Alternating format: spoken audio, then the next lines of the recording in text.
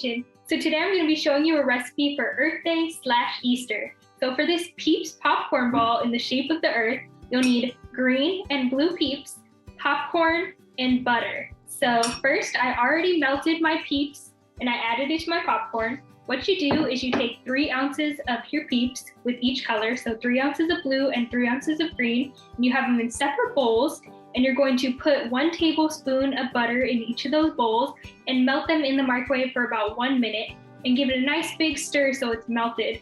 And then you're gonna pour that inside your popcorn and mix it around so it looks like this. And then once you have both your colors, you can get started on making your popcorn ball. So let it dry and harden just a little bit so it cools down and it's easier to handle, and butter your hands so you don't get so messy. And go ahead and take a scoop of the blue to start with, or you can start with green. I'm just gonna do blue.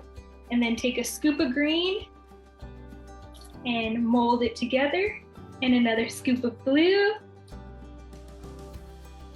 Try to make it look like an earth, so keep the colors in different areas and make it into a ball. Keep going with your different colors.